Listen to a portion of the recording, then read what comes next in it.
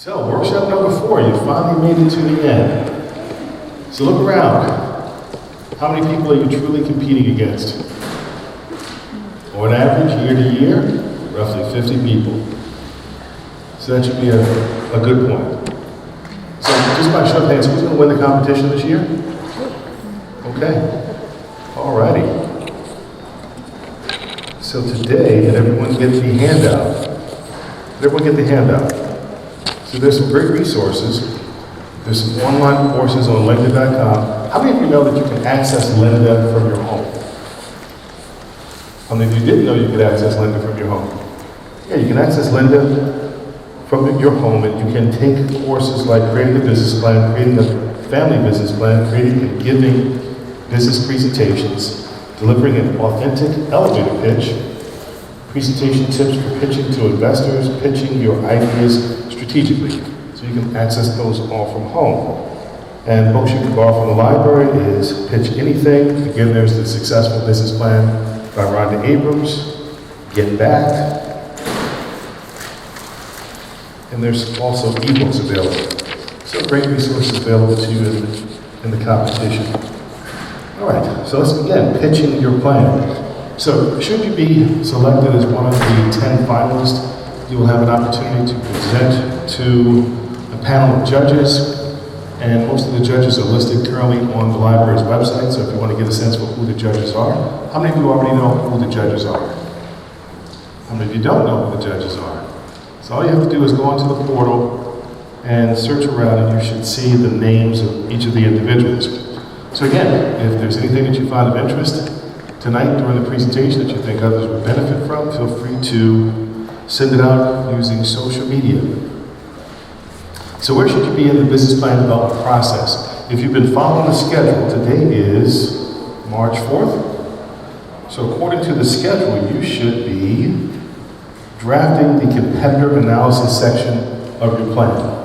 And also, at the same time, you still may be involved in conducting research. Is that the case for each and every one of you? Or some of you? All right, hopefully there are no members of the procrastination club here today.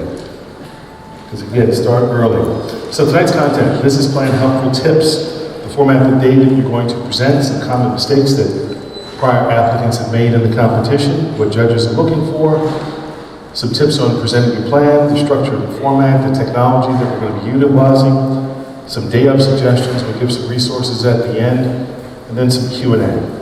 So this is technically the 22-point checklist. If you have all of these sections in your business plan, then there's a high probability in the 90th percentile that your business plan is going to go to the second phase. Does that make sense? I'll say it again. So instead of 21 points, it's 22 points. If your business plan contains all of these sections, then there's a high probability that you'll be going to the second round of judging. There technically are 3 rounds. The first round is all we're doing to see is, do you have these sections in your business plan? And 2 years ago, there was someone who had all the sections, but they only had 2 sentences in each section. So they took us literally, and so they did not go to the second round because they didn't have an adequate amount of content within their business plan. And some people made the mistake last year of making their entire business plan 20 pages. I want to make this very clear. 20 pages includes all of the sections, let's see, executive summary, all the way down to the exit plan. So point 5 all the way through 15, that is what comprises your 20 pages. The cover page, the profile, the advisory verification form, table of contents, the financials, and the appendix do not make up the 20 pages. Is that clear? Is that clear? That does not make up the 20 pages. So the plan is not going to be 20 pages in total. It's going to be 20 pages from the executive summary all the way through to the exit plan. So again, if you have all of these sections, you're practically guaranteed to go to round 2. So round 1, we're assessing your plan to see if it contains these elements. And if you're using the template that we provide, it makes the judge's job really easy to judge your plan. Because others in previous competitions have used different templates and made it difficult for the judges to find what we're looking for. Does that make sense? Has everyone downloaded the template from the website? Everyone knows what the template is? Yes? So I highly recommend that you utilize the template and just place your content in the appropriate sections. Question?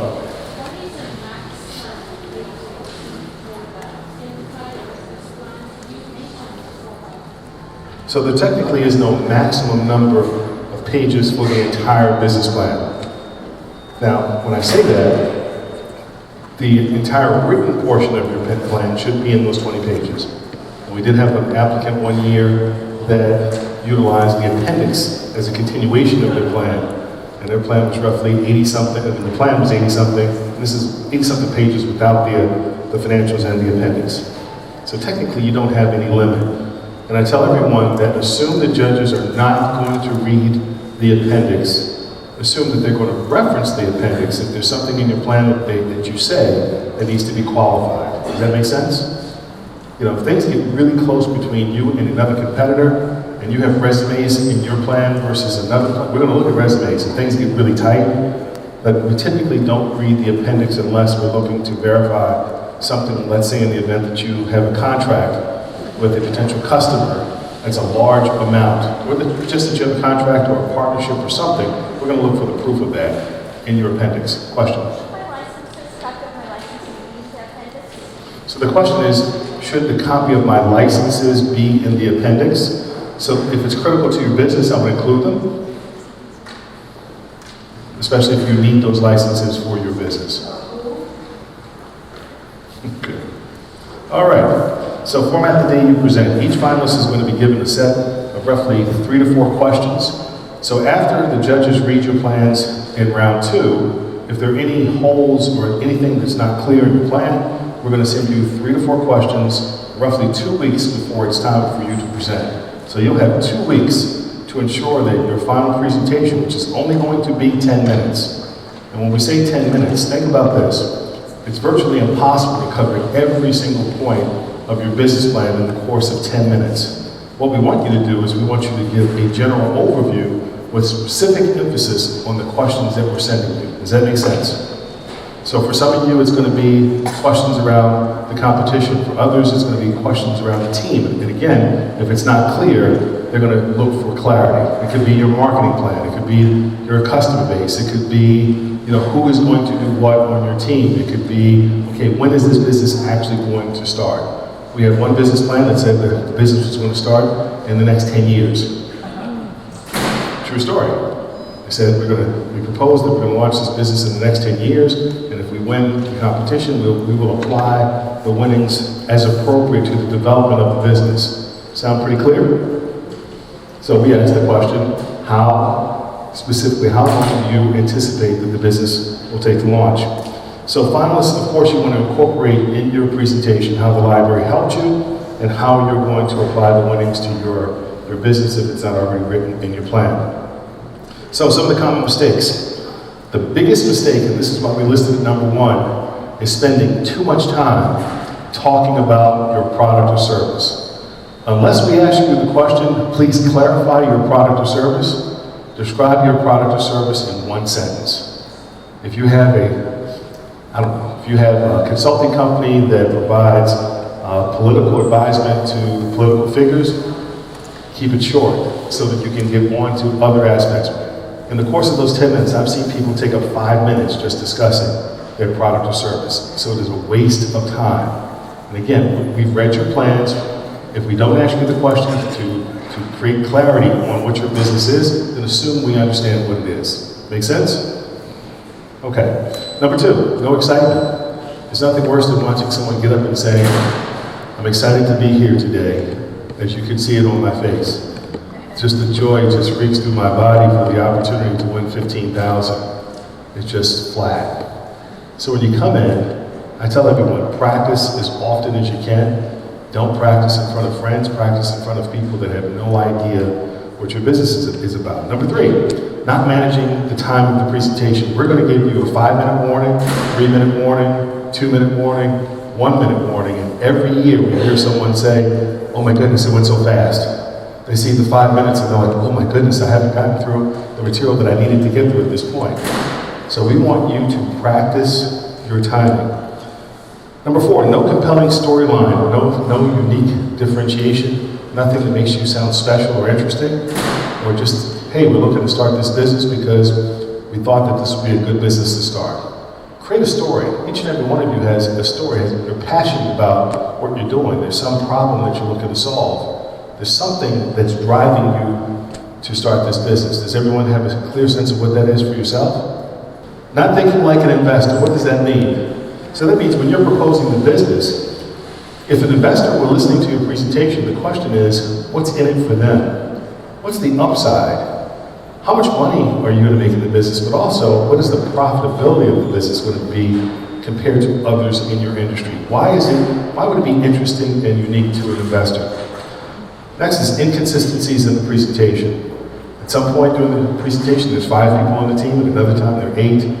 The first year of operation, we're going to require 300,000. 6 slides in, 300,000 changes to 3 million. And it's just like, the judges look at each other like, did they just say what we thought they just said? They're just inconsistencies. And then there's poor use of visuals.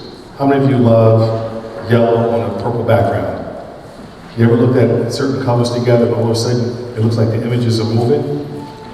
So keep the visuals simple, and I cannot stress this enough. Keep your images simple. And also small text. Have you seen some of the slides where this text is so small that you're squinting? You don't want judges doing that during your presentation. We purposely make these slides wordy so that you can study them after the presentation. So not knowing the plan or the numbers. How many of you have watched Shark Tank? Who's your favorite character on Shark Tank? Say it again? Robert? What does Robert say most of the time? He says that I'm sorry? The numbers don't add up. The numbers don't add up. The numbers don't add up. If you don't know basics like your gross margins, your profitability, customer acquisition cost, these are things we've discussed when we discuss the financials. Not knowing your numbers, not knowing the time that it takes to get that first sale, not knowing what your break-even is. At what point does all the money that's coming in match the money that's going out? If you don't know your numbers, that's not a good thing during your final presentation. And this is something that you can get assistance with by working with many of our partners. You can sit down with them and run through all your financials and all your assumptions, and they can be of tremendous help. Has anyone sat down with a business advisor thus far and gotten great help? Where at? Sobro in the Bronx. Where else? Score. Score where? Here at the library. Where else? Baruch. Any others? Here? Any others? Say again? Real life entrepreneurs. All right. That's Mr. Idris. Mr. Idris is the winner of the social media contest. Raise your hand, Idris. All right. So congratulations. I'll speak with you directly after this presentation. All right. So the next is not answering questions from judges. This is one of my personal favorites. So we'll ask a question at the end of the presentation. We'll say, I'm curious, how many months do you anticipate that you're going to market and promote your business before you think the first sale is going to come in? And we'll get a response like this. Thank you for this question. You know, my business partner and I first had this idea 3 years ago, and when we heard about the competition, we were so excited. So we joined the competition, we've learned so much. We work with the librarians, and we're just so excited to be here today. And then they'll look back at us and smile. It happens more times than I care to admit, where the person is so nervous that they completely forget the question, and they don't feel comfortable enough to say, excuse me, can you repeat the question? If we ask you a question that you're not clear on, take a deep breath, say, I'm sorry, can you repeat the question? But ask us. It's not like Shark Tank. Everyone in the room is completely supportive of you and your business, and that happens every single year. So that's not going to be this group, correct? This is the amazing group? Okay, just had to check. And then the last one is my favorite. Can you guys read that one? You guys can read that one? Okay, I'm really worried about this group. Because it's a simple check to check your spelling and grammar and your presentation, just like your business plan. So what are the judges looking for? They're really looking for that excitement, that passion. They want to see that fire, that you're starting a business that you've been dreaming of. That is the case. That you really know your business. And that comes out from having done the research, speaking with experts, by doing the work and launching the business. How many of you have read more articles about your industry than you care to admit? Thank you. And you learned a lot, yes? Some of you have pivoted along the way. Some of you have decided to start completely different businesses. But that's part of the process. It's completely a part of the process. And when I say that you will not be the first entrepreneur to pivot into something completely different, that is perfectly fine. That means you're actually doing the work. And I'm going to say congratulations, because there's someone here that's not doing the work that thinks that the day before the plan is due, they can write it up that night. And if they come across some information that forces them to pivot, they're going to be in a bad place. So we don't want you to be in that place. We want you to start as early as possible, get into the research, become an expert in your field, and establish yourself as that expert in when it comes time to present. You also want to provide a compelling business model. How many of you understand what a business model is? I hear this term thrown around so much, and it's interesting because when business owners hear the term business model, they go, okay, yeah. And then if you ask them, well, what is a business model? They go, I don't know. Make sense? So I want to share a way that I want you to think about a business model. The term business model came from, this is a person who works in, I think it's the Harvard Business Review, came up with a definition of what a business model is. The term business model came from the advent of the computer and the spreadsheet. When bankers would sit down and put in the financials of a business, they would call that the financial model. But that became the business model. How does a business make money on paper? What is the value that it creates? Who is the target customer? What's the unique selling proposition that they're offering that customer? What's the price of the item? How do they get that marketing message in front of that customer to ultimately drive a sale? Now I'll give you one example. One business model is called a platform. A platform model means that you have a platform that customers come to. What's the most famous platform that you can think of? Facebook, thank you. So Facebook, their business model is to create a platform where people come and aggregate and share information. That's one type. Another type of business model is called a subscription model. What does that mean? That means that your customers are constantly paying you for some product or service over a period of time. Then there's the freemium model. That means you offer something for free, but how does the business make money if you offer something for free? When your customer wants to upgrade, or they want to get some type of additional product or service associated with the free thing that they bought. How many times have you played a game on your phone? Come on, I should see some hands, because statistically speaking, 88% of people play some type of game on their phone. Did you know that? 88%. So when you're playing that game that you downloaded to your phone, all of a sudden it says 20 bucks will get you some additional thing. Clothing, points, more balls to play with. So you have this freemium model that you're now paying additional money for, additional accessories, benefits, privileges.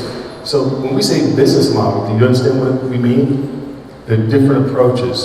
So when you think about your business, think about which business model your business aligns with. Because when you think about it from that perspective, it takes on a whole new meaning of your business.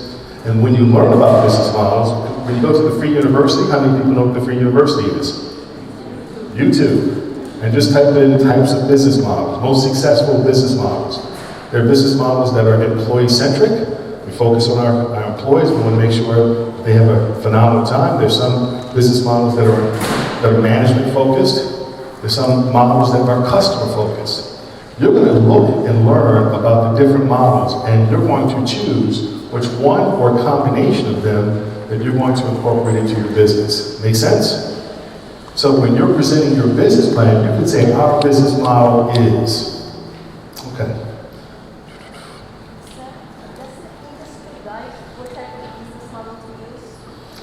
Does the industry guide you into what business model to use? Not necessarily. Now, if you're modeling another company in your industry and you identify what their model is, you can make the decision to do one of two things, well, one of three things. Number one, do exactly what they're doing. Number two, do something completely different than what they're doing. Or number three, a hybrid of what they're doing. It's completely your choice.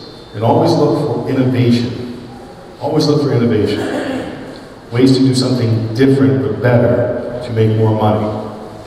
Now, there's tons of companies that currently do that today. What company can you think of that completely innovated and became $1 billion company within several years? Which one comes to mind? Amazon. What's another one? Uber. What's another? Come on. How many of you travel? There you go. Airbnb. They completely innovated within their industry. And they basically use a model where they're leveraging resources. They have access to resources that they don't own. Now think about cab companies with Uber. Uber said, we don't have all this money to go out and buy a ton of cars, so what we'll do is we'll leverage the cars of individuals. We don't have to own those assets, but we have access to them, and we can provide this service. And each and every one of you has an opportunity to innovate within your industry. Most small business owners don't think about innovation starting out. They think about mimicking someone else. But think about it. Take it into consideration. There's a book called Exponential Organizations. Exponential Organizations. It is a phenomenal book. If you don't have 7 hours to read the book, then go to a website called readit4.me and watch the 14-minute video. How many of you like videos over reading? It's called readit4.me.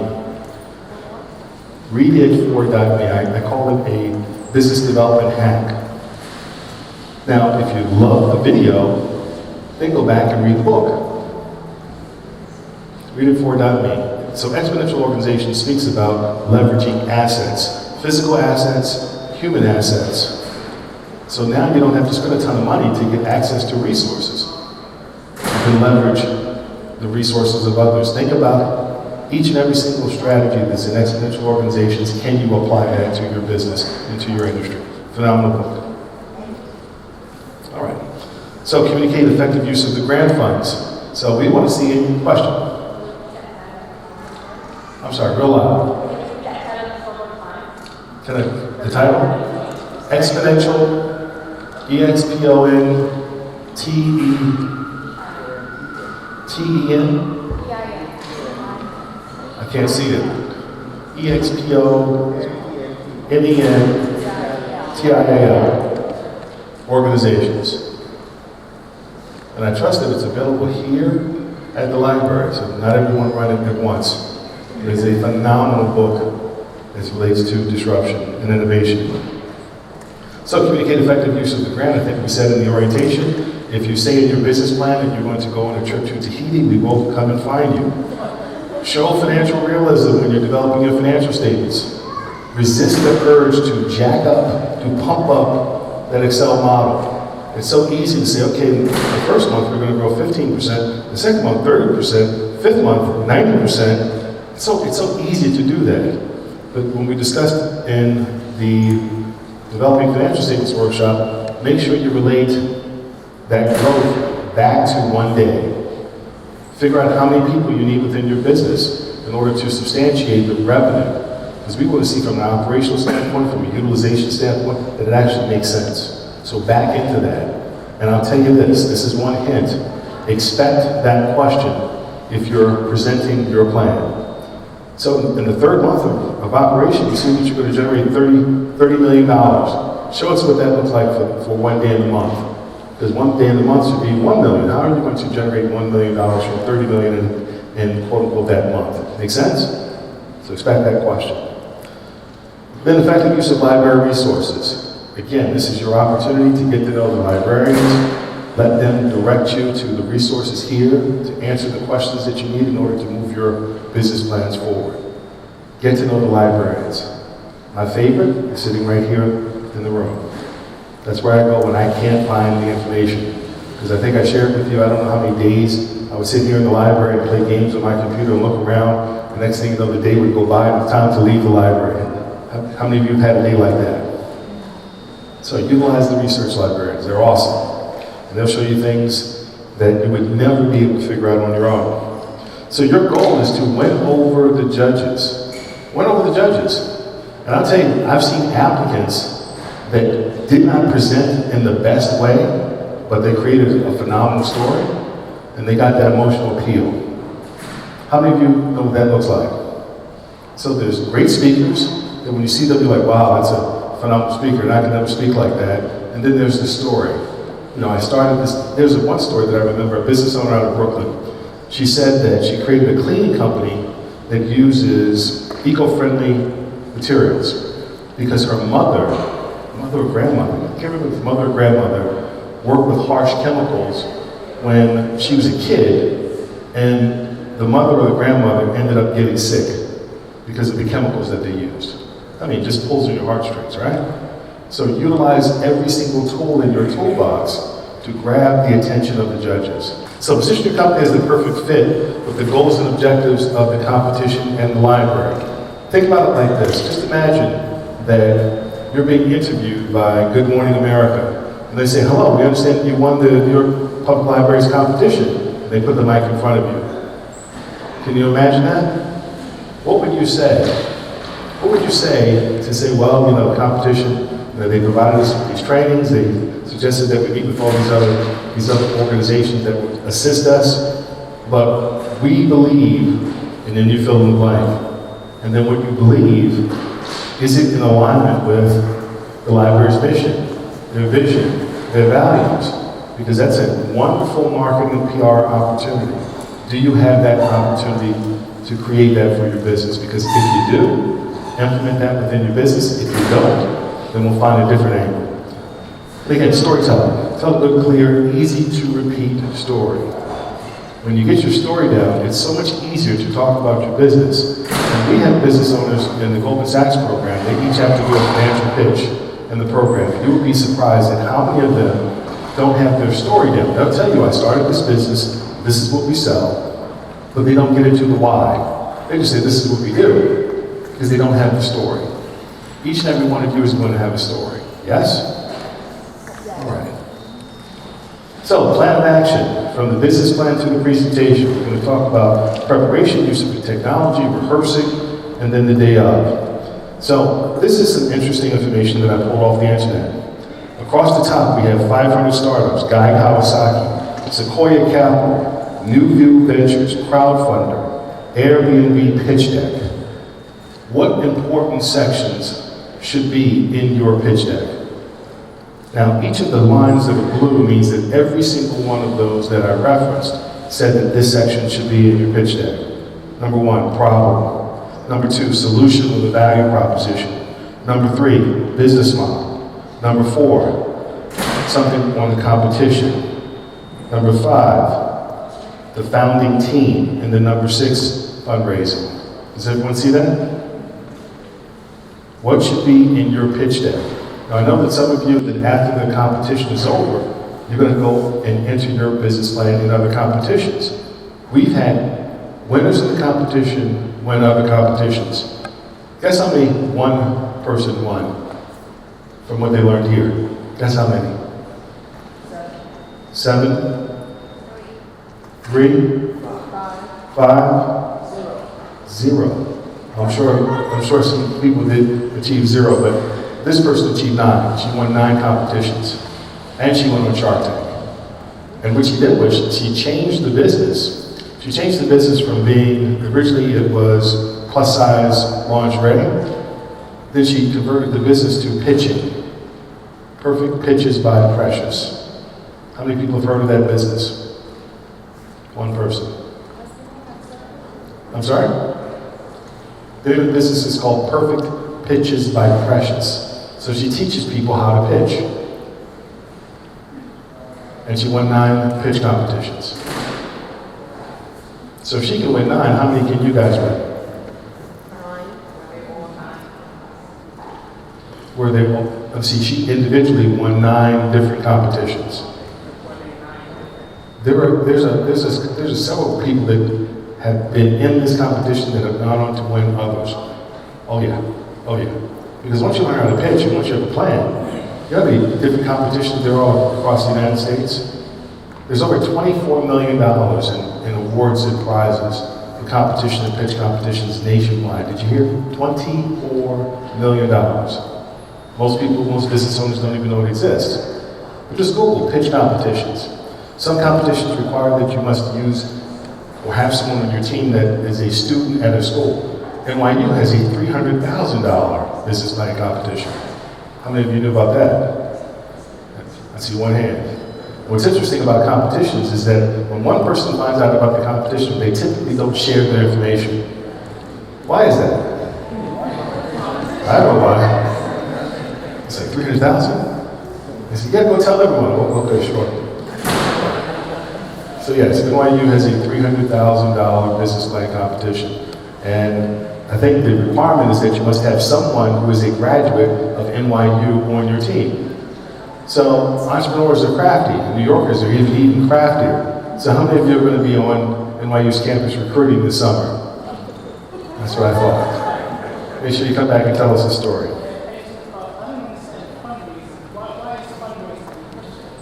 So the question is, why is fundraising in the pitch deck? So oftentimes, business owners, when they're pitching one organization for capital, funders do not want to be the only one funding a business. They want to spread the risk with other organizations. So they want to know, who else are you speaking to? How have those conversations progressed? How many people have said no to you? Who's the reason why? So it's like, if I need $1 million and I'm coming to you and you're like, I don't want to risk $1 million, I can see myself coming in at 250, but I also want to know, what is your strategy for the 750? Because if a business is underfunded, what happens to the money? It gets spent. All right. Again, what should be in your pitch deck? All of this stuff is on the web. So the plan of action, preparation, how do you prepare for the pitch deck? So I'm going to give you a very simple approach that I'm certain that each and every one of you can do. So start early. How early do you start putting your pitch deck together? The day after the plan is due. The day after the plan is due. If you finish your plan sooner, then the day after you finish your plan. So draft and outline.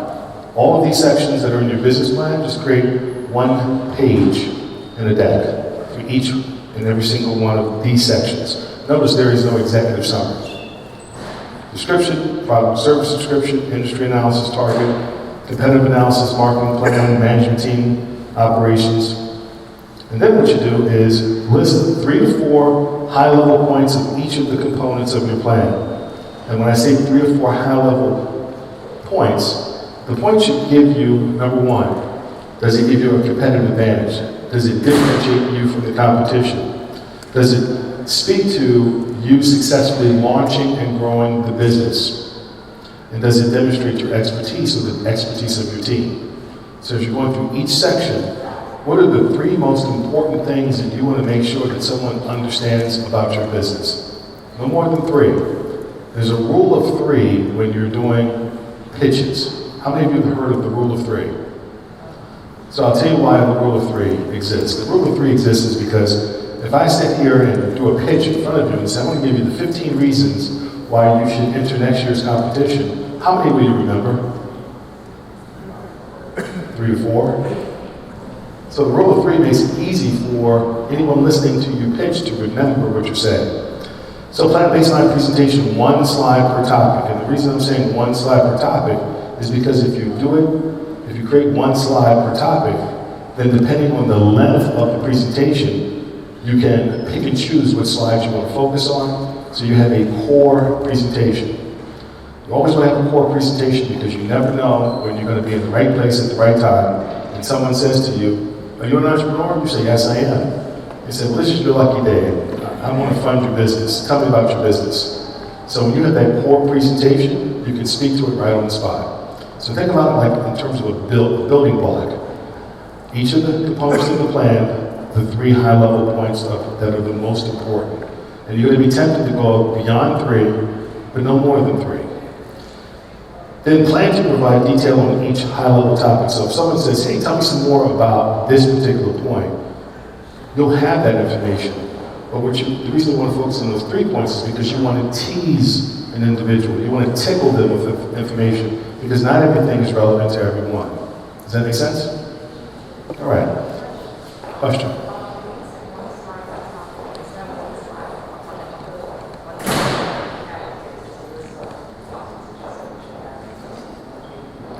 So what I'm saying is, before you know which questions the judges are going to give to you, when you create one slide for those 12 topics, when those questions come in, you can say, oh, I need to focus on this slide. I need to focus on this slide and these 3 points. You've already done that. So you're prepared to then go forward. Because again, you're not going to be able to present every single point across every single section of the plan. It's not that type of presentation. If someone gives you the opportunity to present your entire plan, then it's going to be a lot more than 10 minutes. Question?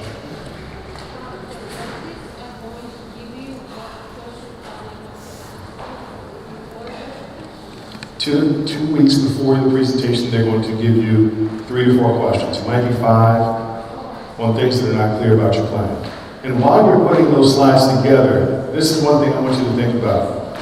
When you're putting your plan together, everyone has a hole in their plan someplace. Identify what the hole is. Identify it as early as you can. And if you can't get the research by working with a research librarian, if you're opposed with that question after your presentation, simply be honest.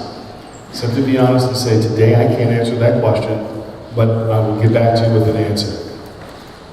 What I've seen people do is they do the same thing. They answer the question, but they're not answering the question.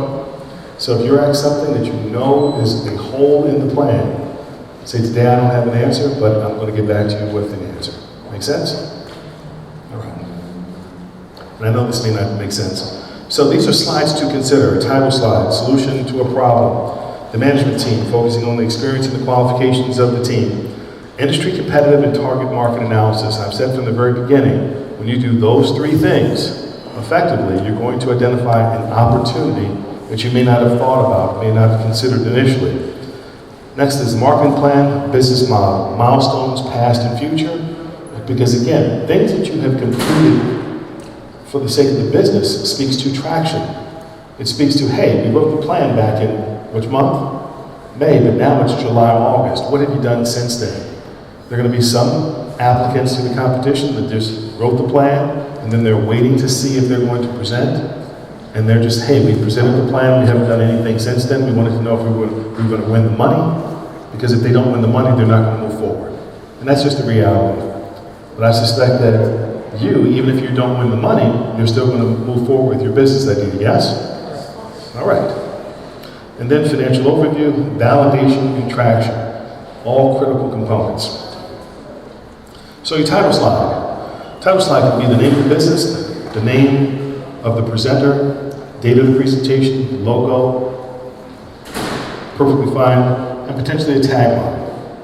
I see individuals go overboard on the title slide. The key to an effective pitch is if you're looking at the slides more than you're looking at me, your slide is not effective.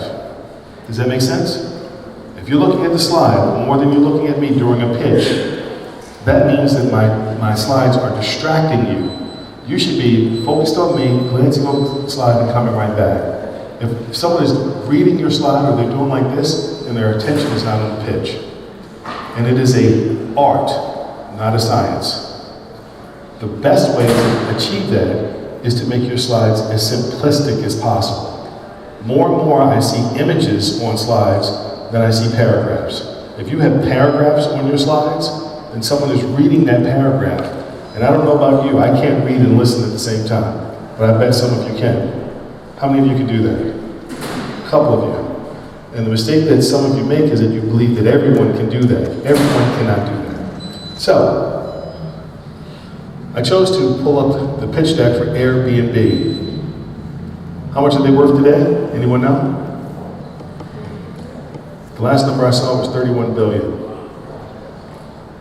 So let's analyze Airbnb's pitch deck.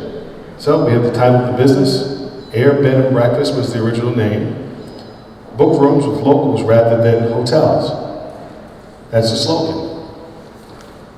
So if I get up and say, good morning, my name is, and I'm the CEO owner of Airbnb, notice the attention is here, because once you read it, then you come right back.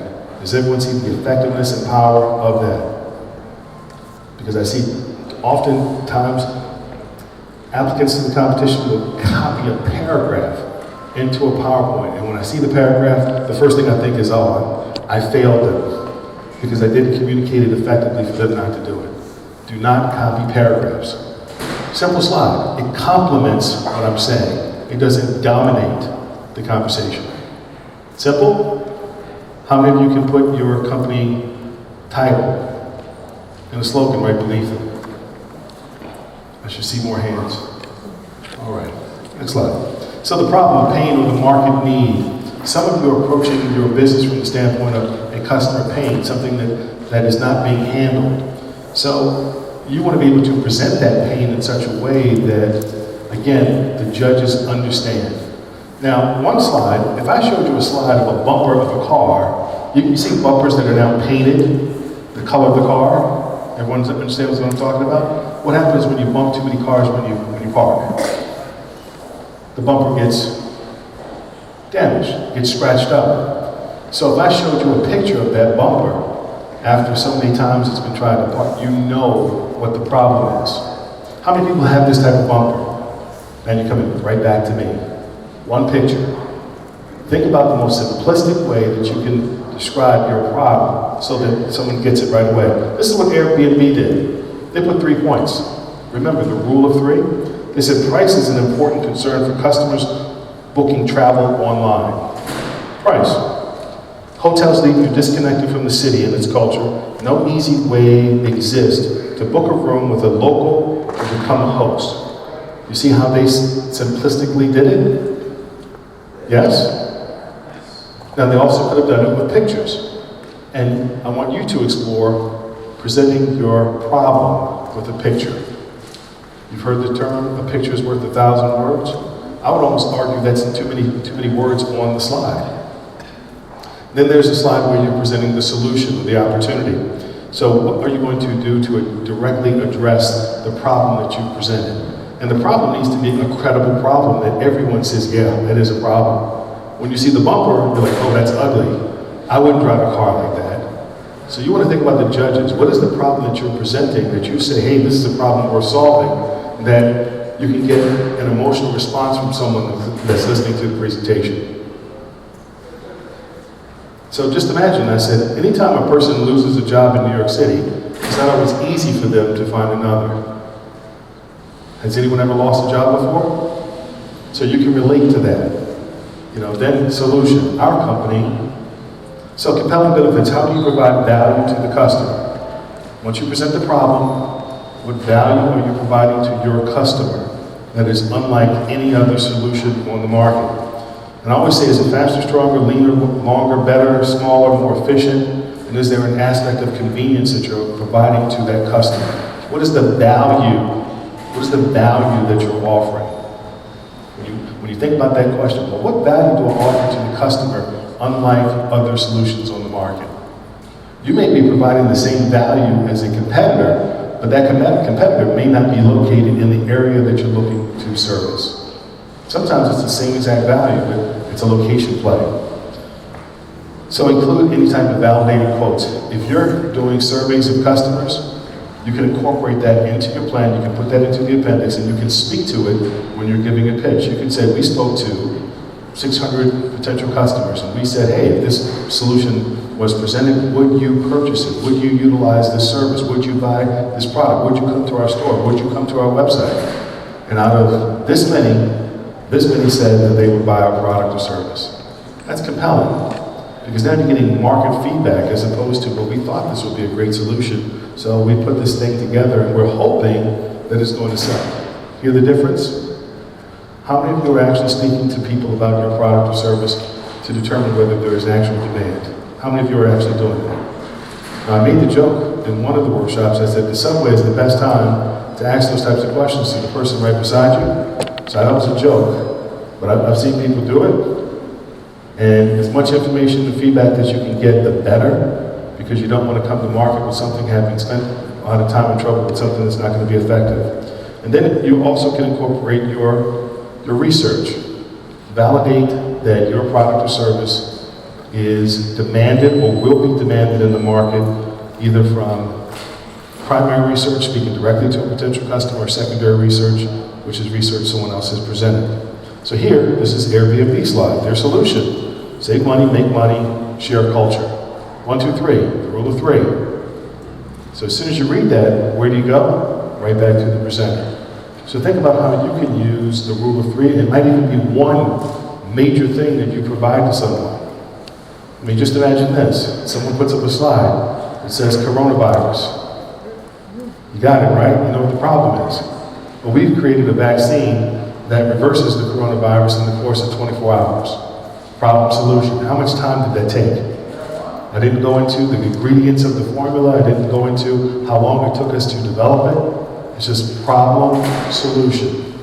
As quickly and effectively as you can do that, then you have more time to convey other aspects of the business that are more compelling. Question?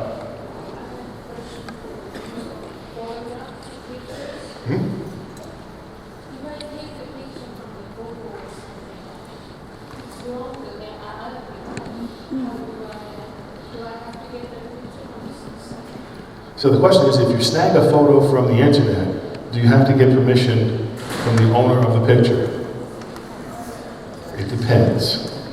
And the reason it depends is because if your slide is going to become a public use document, then you may want to get permission. If it's not going to be public and you're just going to be presenting to a small group of individuals, it depends. Now, each of these pictures that I snagged from the internet, in the bottom right corner, does everyone see the reference? So if you reference the source, you can use the image. Should you stay away from using celebrities or some other company's picture as an example of what you might improve? Should you take your own pictures, or it's okay to use celebrity picture or some other product? So the question is, should we use celebrity photos or should we take our own photos of celebrities? Again, it depends. It's not an absolute rule. I can say this, any images that you use for the purpose of the competition, none of the judges are going to say, oh, wait a minute, where'd you get that photo? That's never happened. That's never happened. So I wouldn't worry about that for this competition. If you're putting your slide deck on the internet and saying this is my original work, then it's a completely different situation. All right, so the opportunity in the market. What opportunity does this market create for your business? You know, what is the size of the market? Because it's one thing to say, my cousin Jeffrey is going to hire me as a consultant to work with him, but the question is, the market that you're going after, are they large enough to support your business going forward? Is it large enough? Do they have the buying capacity? Are they interested in what you're offering? Are they large enough to keep you in business? And there's many different ways that you can approach this. Again, Airbnb chose the rule of 3. It says trips booked worldwide, 1.9 billion. Then they have budget and online trips serviceable area market, 532 million. And it says trips with Airbnb market share. They're saying out of that big market, they're only going after 10.6 million. Does everyone understand what that slide says? There's a big market out there, but we're only going after this piece. Now, the first question that you should have after you see something like this is, how are you going to go after that segment of the market? So now we get the business model. So the business model, again, is the company's plan for making a profit. It identifies the products or services, the target markets, the expenses. You know, is there profitability? Is it a model that's going to be successful going forward? So this is what Airbnb put. Trips with Airbnb, the average fee, and the revenue. So you know who they're going after. They're going after travelers. You know that they're going for individuals that are looking for a cheaper place to stay. And they're showing you what the average fee is, so we're getting into the mechanics of, okay, how much money do they make per trip, and then the total revenue that they're projecting. Again, you're not staying there, you're coming back to the presenter. If someone is looking at your slide, again, while you're speaking, and they're not looking at you, they're not hearing what you're saying.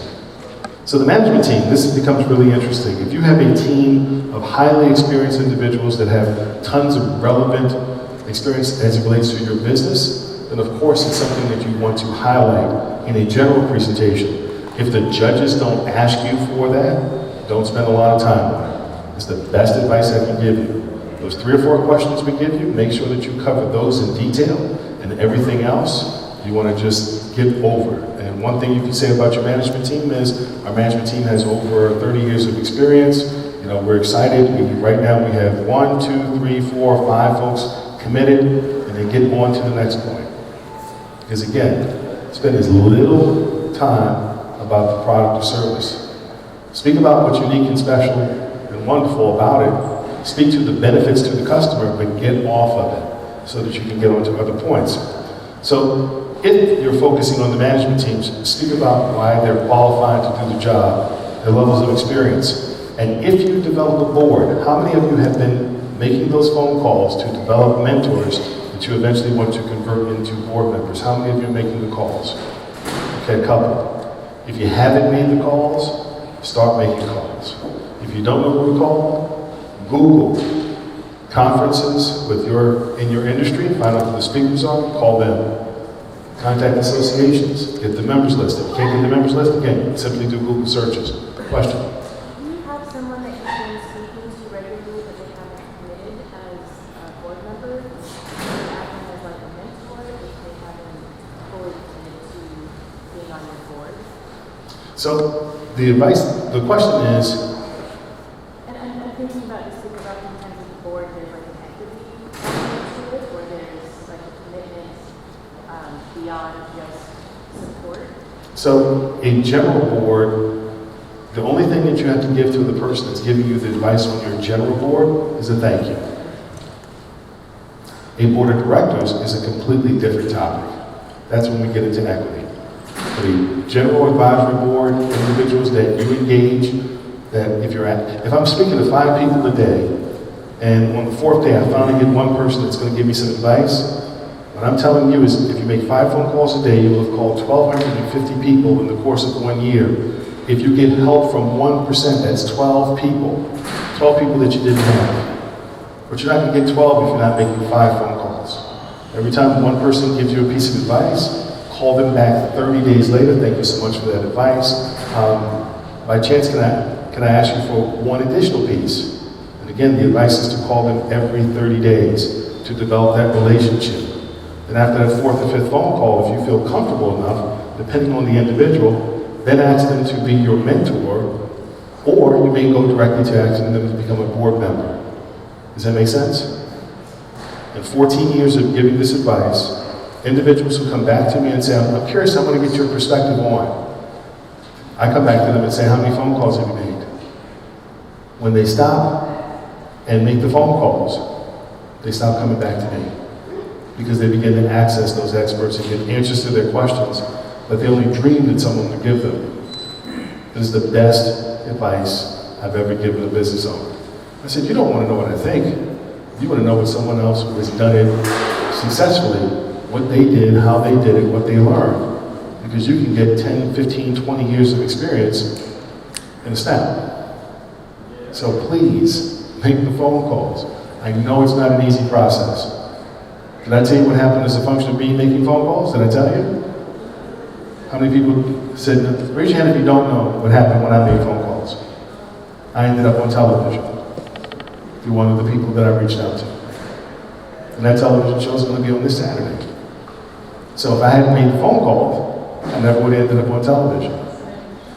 The name of the show is called World's Greatest Motivators. For some people, my dry humor is very motivating. Just for some, not everyone. You know, it's important to understand who your target is.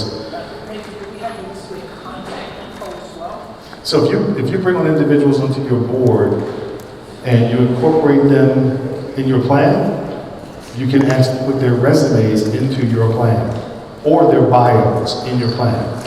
When you're discussing them during the course of your presentation, you can say, we have a board, or I have a mentor with X number of years of experience in the field who I've been working with and who helped me to develop the plan. That speaks to credibility. Question? Should that only be from your industry and also be your CPA or your web developer? So the question is, do they have to be from your industry? It's preferred, but you can have the CPA giving you advice. You can have a whole host of individuals that have business experience, especially if it makes sense. Okay. Let me continue, because I know we're running short on time. Okay. So this is a simple management slide, but again, if we're not asking you that question, don't spend time on it. If we do ask you the question, then speak to the years of experience, the relevancy of any education, any successes that they've had in the past, that they grew a company similar to yours to a certain level in revenue, then that is significant. But don't also forget your support teams.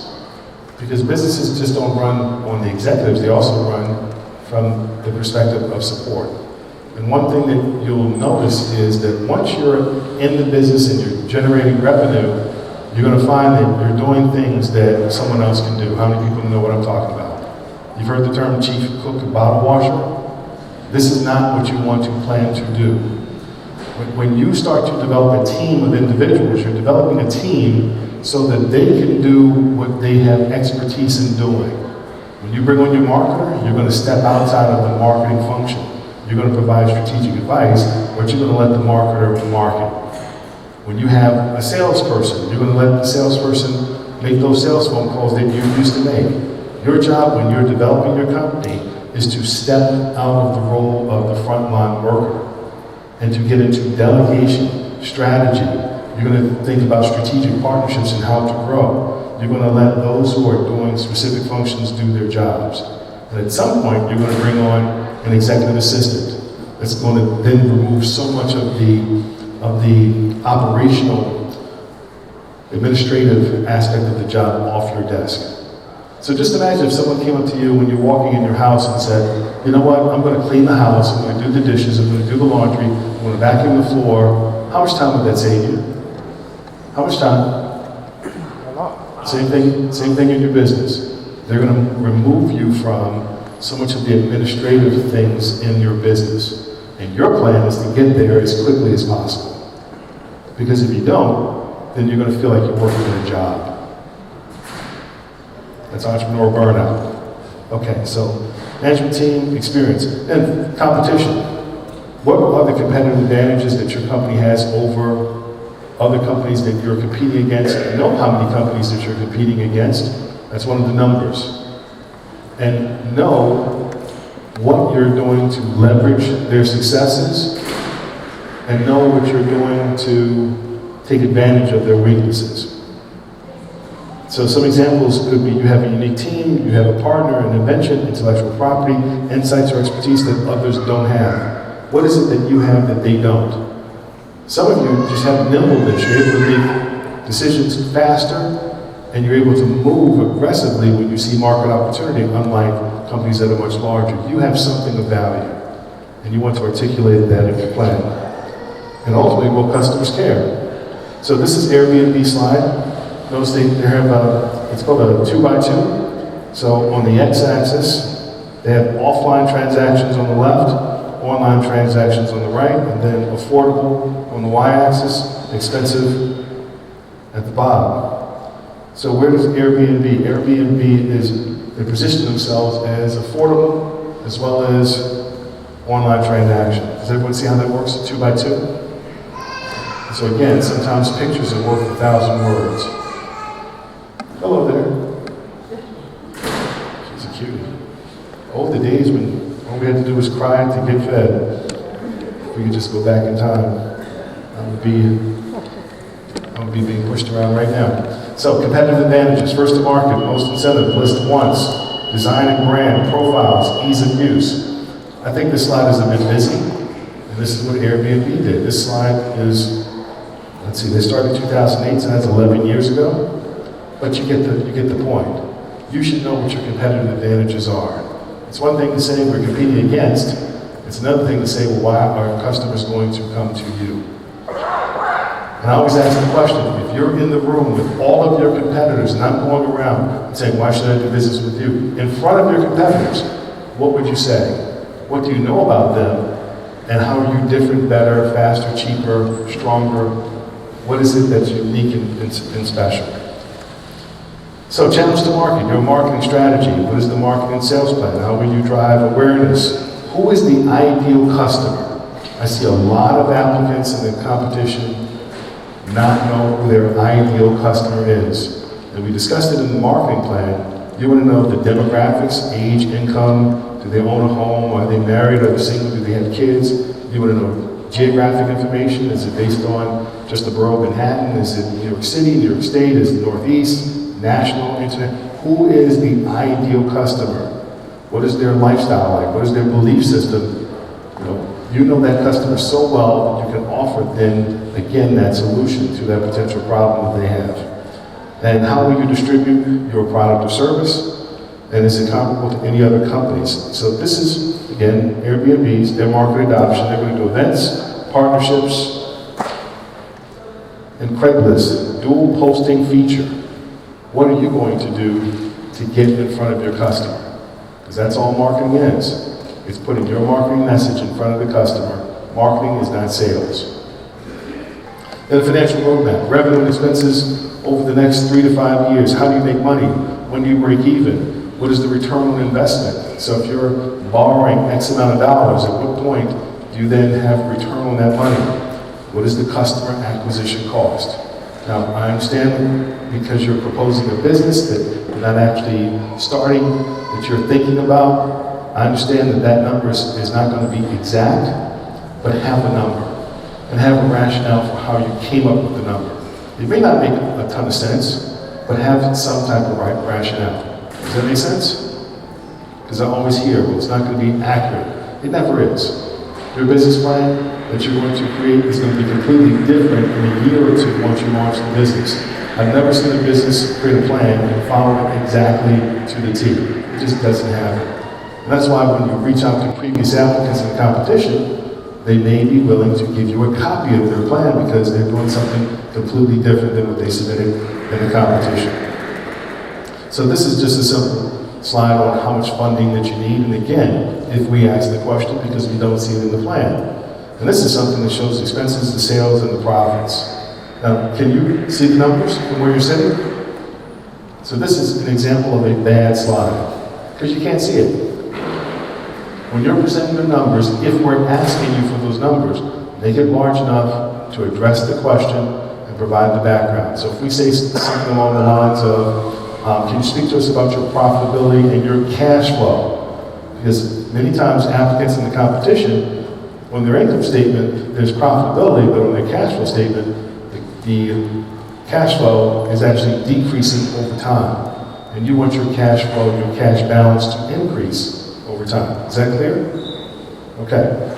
So that's where those questions come from. When we're looking at the numbers, we're like, wait a minute, what's this? So when we ask you the question, you might just put a slide up that speaks specifically to cash flow. And you'll say in our business plan, our cash flow was declining at 2 or 3%. And what we did is we modified our marketing strategy so that it can now be positive. And we're anticipating 20, 30%, whatever that is.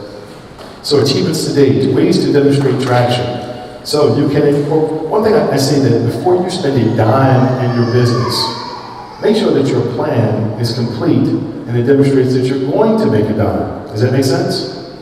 I've seen individuals incorporate businesses. I've seen them get expensive logos developed. I've seen them develop business cards and websites only to not start the business because they didn't write the plan. So do the analysis of the plan. I'd rather lose $1 million on paper before I lose $1 million in real life. So work the plan, make sure that your plan is solid. Again, get the feedback from the business advisory groups. They'll say, yes, I agree with you, or I think this section of the plan needs some work. Once you've got confirmation that, hey, you have a solid plan, then begin to spend money. Make sense? You don't have to be incorporated. You don't have to have a logo developed. You don't have to have branded clothing for the business, especially if the plan is not tight.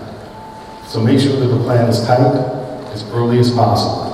because I hate for you to spend money. I'll tell you, one of the mistakes I made was when I first started my first business, I incorporated 2 businesses at the same time. I went to the attorney, I bought some software package, I think it was called LLC Maker. How many people have heard of LLC Maker? So I used this software and I printed off the paperwork for 2 different LLCs. Took the paperwork to an attorney who was a good friend of a friend's, and he does like this, hands it back to me and said, okay, those are fine, and gives me a $3,000 bill. And the second business I never launched. So don't make that mistake. I made that mistake. Save yourself some money. Work the plan. Focus on one business. Get one business up and thriving. And I know that some of you are contemplating, do I do for-profit, non-profit?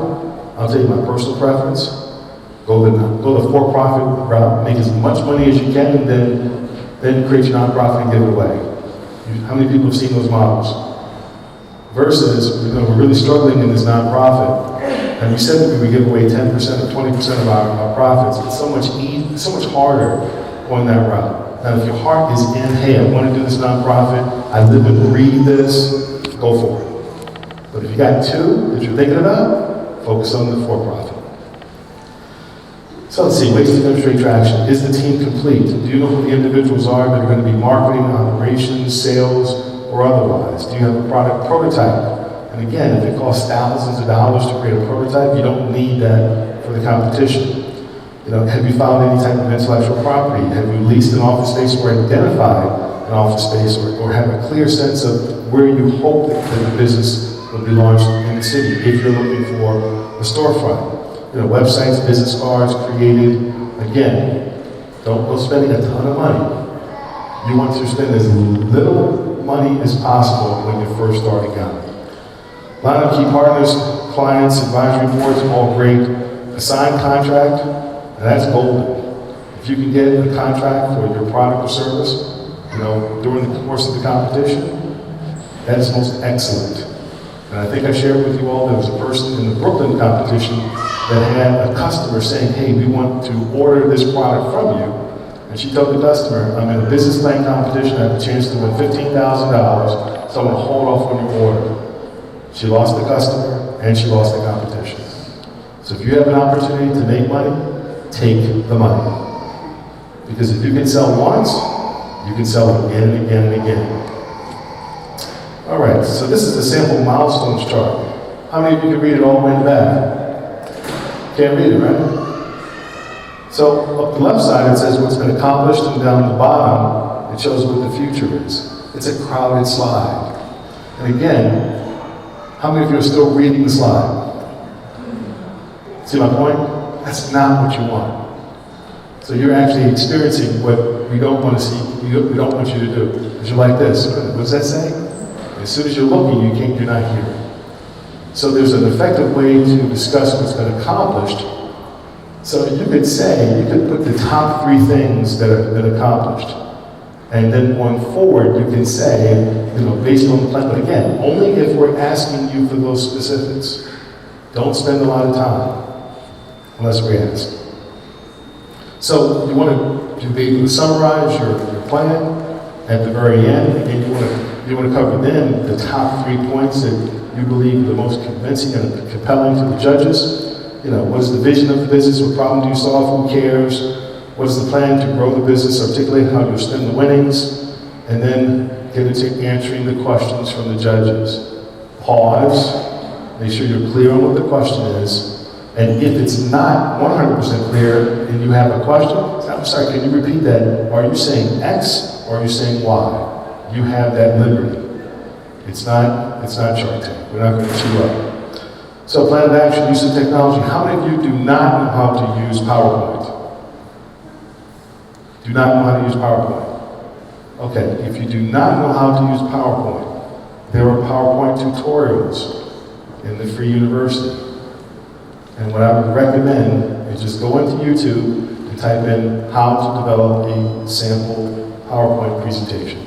Just Google it. Don't want to spend a whole lot of time on that. But it's the easiest program of all the Microsoft Office products. This is the screen that comes up. And in the bottom, you can create notes for your slides. Down the left side, you'll see pictures of all the slides. And then the working area is right in the middle where you can put images and text. And it even has templates, so if you click on layout, you can lay out different aspects of the presentation. There's a slide cover, a title slide, and then they have ones that are broken in text and images, so you just choose the appropriate format based on what you want to put on the slides. And then I believe F1 will provide some help. But again, there's YouTube videos on how to develop PowerPoint slides. So presentation tips, design your slides to use a unifying theme. Now if you notice, every single time that I switch from one slide to the next, in the title bar, the words aren't jumping around. If you notice, see the words aren't jumping? Does everyone see the logo up in the right-hand corner? If you want to strategically put your logo someplace on the slide, just make sure it's in the same place everywhere. And as you go from one slide to the next, make sure that your text is aligned. And the way that I do this is once I create one slide, I just copy the slide and modify the text so that everything stays in the same place. So, use a common background, contrasting and easy to read colors, black and white, easiest. Standardized fonts and font sizes. I know you may be tempted to use really interesting fonts and scripts and all that stuff, but keep it simple, because again, you just want someone glancing over, coming right back. Playing your slide transitions, avoid using Prezi. When things start, how many people know what Prezi is? So Prezi is a presentation software that makes things really dynamic. And when I say really dynamic, the last one I saw it's almost like being up 3,000 feet looking down and then coming down into different sections. And everything is moving, but what it's doing is it's distracting your audience from listening to you. Keep your slides simple. Don't try to make amazing slides. What you want to do is you want to make sure that you cover the objective of the slide. So PowerPoint slides should be points, not essays. Assume your audience can read and avoid reading every word of your presentation like I'm doing right now, because you want them, again, you don't want them reading, you want them hearing. Use charts, graphs, and images where appropriate.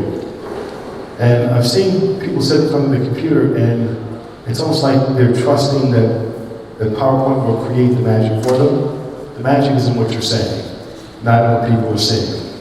The magic is in what you're saying. So rehearse early, rehearse often, rehearse in front of partners, colleagues, friends, and others that don't know your business, and then go back and ask them the question, is this a compelling business from your standpoint? What was great? What do you think I should improve on? Practice how many people know the ums and the ah test? Record yourself with your phone. Do video of yourself. Watch how many times you say or ah. Count your ums and your ahs. So, day of suggestions. Arrive early, dress professionally, be your brand. And again, don't spend a ton of money to be your brand.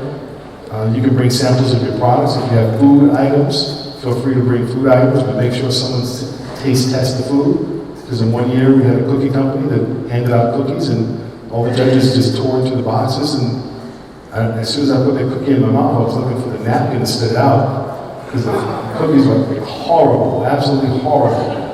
It's another true story. So get someone to sample your products before you come in, because the judges will be hungry. Let's see.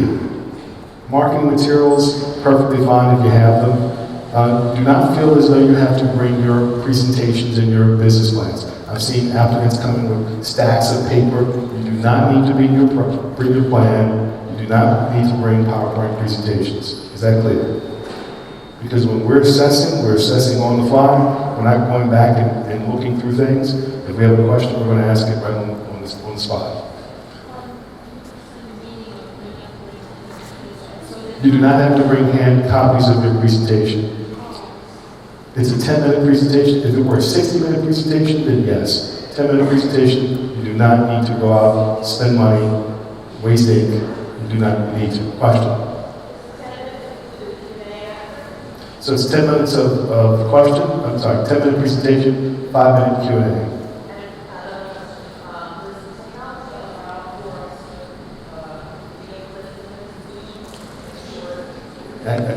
People have tried to do this in the past. Unless you're in the video development business, does it make sense to create a video? Does that make sense? Because what people will do is they will record their presentation and then they'll go, here we go. I'm sorry? I would not use a video clip. Again, the only time that you want to use a video clip is if it is to convey, if that's your business, then it makes sense. Here's an example of some of the work that we did, 15-second clip. As you can see from the video, our quality is, something along those lines is fine. But I've seen people say, our marketer could not be here today, so let's run and let's hear from our marketer about our marketing plan. We want to see you present. What is it? Your plan is going to be roughly, 60% of your final score, your presentation is 40%. Okay? All right, let me continue.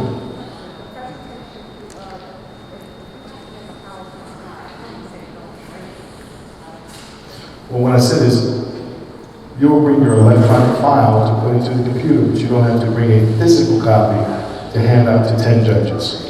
So if you have, let's say, 10 slides, and then there's 10 judges, how much paper is that? 100 pages. And then if you're like many go-getters in New York, you're going to get it on really nice paper, you're going to have it professionally printed, professionally bound. How much money are we talking? Not necessary. Okay? Can your presentations be PDF? You can make it hard. You can make it into PDF, but we're asking that it be in PowerPoint. That's what we're asking for. So some resources. Now what's interesting is when I went on and looked for resources of slide decks, the different types of websites that offer slide decks has grown immensely over the past 11 years. So how many of you know about SlideShare? SlideShare is a great resource to get templates. There's improved presentation, there's Slide Team, there's Pitch Deck Fire, there's tons of them. You have no lack of resources for sample templates for your presentation. Google PowerPoint tutorial, as I said before, Google Best Pitch Decks 2019. When you see what comes up, you're going to be surprised because you're going to see a lot of clutter on a lot of slides. And again, just remember, rule of 3, keep it simple. How many of you are horrible at public speaking? I was too. When I was in grad school, my classmates, they told me, they said, you know what? You're horrible at public speaking. This is an actual quote, and I know that you're saying, him? No, not him. Yeah, they told me I was absolutely horrible. I would feel like my top lip would go over my nose, and I could not breathe. So I'm trying to speak as quickly as I could and shut up, because I was like frozen and I couldn't breathe. And where did that come from? I think I identified where it came from. More importantly, how did I get over it? I took a teaching job at Drake Business School. How many people remember Drake gave me a break? So the very first day I showed up to be a substitute teacher, my students said, look, our teacher doesn't have a clue. We know this is your first day. We know you don't have a clue. So we're just going to sign the roster and leave. So I made a deal with them. I said, can everyone just come, sign up, and we'll work things out?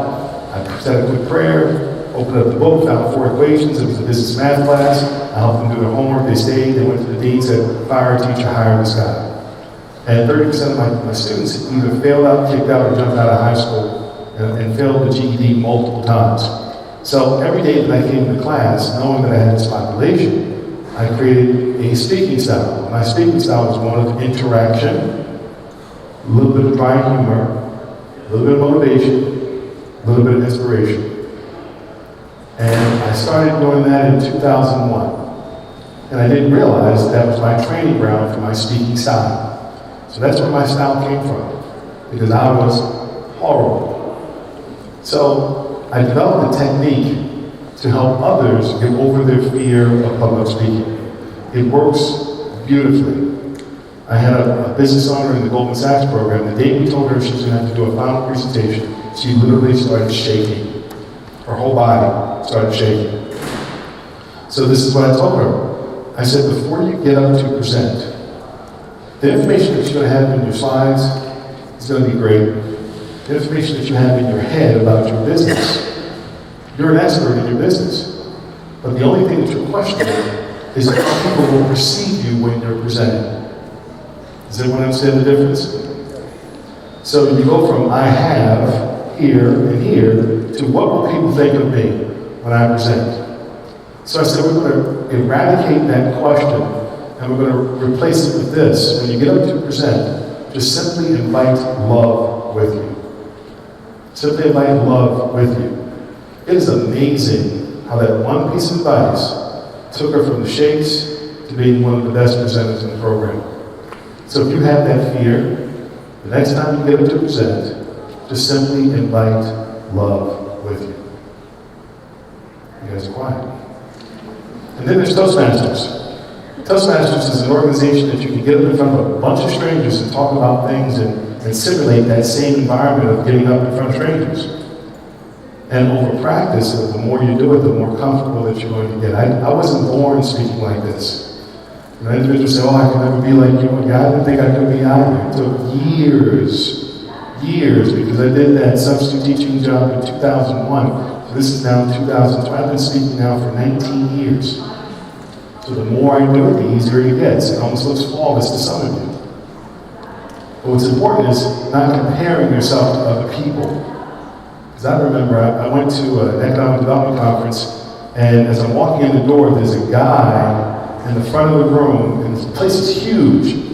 And when I say that he looked like the most amazing speaker, it's like as he walked, I could feel his words. I was like, wow. And then the organizer for the event says, hey, I'm going to speak to the audience before you come up. And this guy happened to be Donnie McClurkin. How many people know who Donnie McClurkin is? International minister, amazing singer. And he gets up and he gets the whole place jumping up and down. And he says, now I have Mr. Debbie. Hands the mic to me. And when he handed the mic to me, the entire room was quiet. And I'm thinking, this guy's like internationally known. And everyone's looking at me now. And what did I do? I simply invited love. That's all I did. So if I can do it, you can do it. How do you invite love?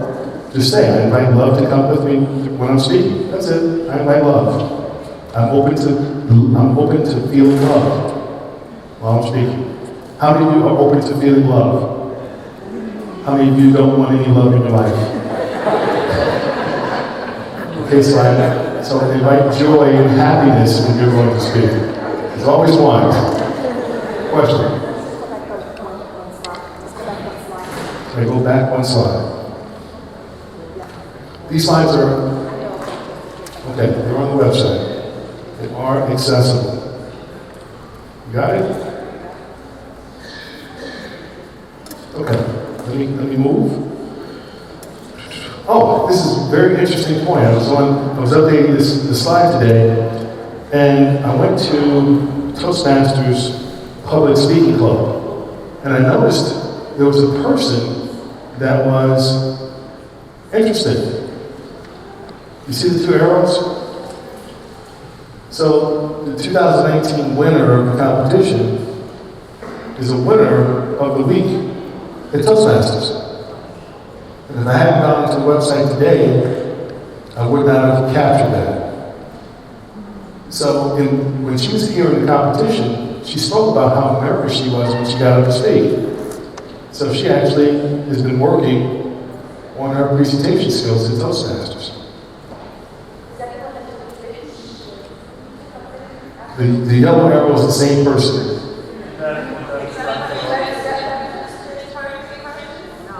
No, this is last year's winner. If you Google perfect pitches by Precious, then you will see the person who won 9 competitions. All right. So some helpful tips. Google the name of your product or service, plus the word file type PPT, :PPT. What you're saying to Google is, bring me back PowerPoint presentations. If I just simply Google my product or service, I'm going to get Word documents, I'm going to get images, I'm going to get a ton of things. When you use file type PPT or PPTX, you're only going to get back PowerPoint presentations that have the words that you identify. How many people knew that? Okay, so we learned one thing tonight. So one is Google dog supplies plus the word file type, no space, PPT. You can also Google free PowerPoint templates. An example is free PowerPoint template plus dog supplies. You just might get lucky. I never like creating presentations from scratch. I'm always leveraging the internet. Okay. Now, everything you want to know about accessing capital, but did not know what to ask. Almost. Okay, here we go. So capital raising secrets. Number one, research your lenders. Not all lenders are the same. Some have done thousands of loans. Some say they are preferred SBA lender, but haven't done one loan. So do research with your lenders. You can improve your credit score very quickly. There are a certain set of skills and resources and tools to help you to increase your score. Collateral is not always required for a small business loan. You can get a guarantee from the SBA. And collateral can be pledged from someone else, so chances are each and every one of you has a ton of contacts on your phone, and you can reach out to a person that has an unused asset. For a basic negotiation, they can pledge that asset towards your small business loan. No documentation loans, they're called no-doc loans. This is when you walk into a bank, they say, can we pull your credit score? You say yes. They say, can we pull your tax return from last year to verify income? You say yes. And in 2 days, you can get up to $150,000. You don't have to provide a ton of documentation. They're called no-doc loans. They are available.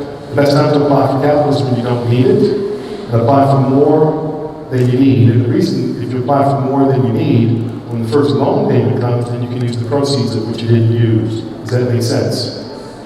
Now, if you get double the amount, you technically won't have to come out of pocket for any money for 3 years. Isn't that beautiful? When I discovered that, I said, wow. And a business plan is not always required for a small business loan. It's nice, but it's oftentimes not required. How many of you have ever applied for a credit card online? How many of you have never applied for a credit card online? How many of you can't raise your arms? So I'm going to ask the question. When you apply for a credit card online, and it asks you for your income, and then you get a decision back within 30 seconds, how did they verify your income? That's just a question.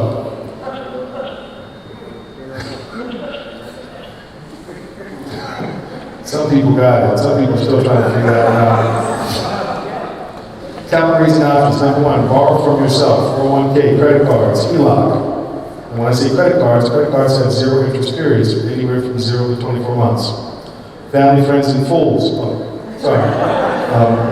A person who will just randomly give you money and say, don't worry about paying me back, or good luck with your business. Very few and far between. Then there's crowdfunding. Now notice, as we go from the top to the bottom, we get from least expensive to most expensive. Oftentimes I hear business owners say, I'm looking for venture capital, but they don't realize it's the most expensive option.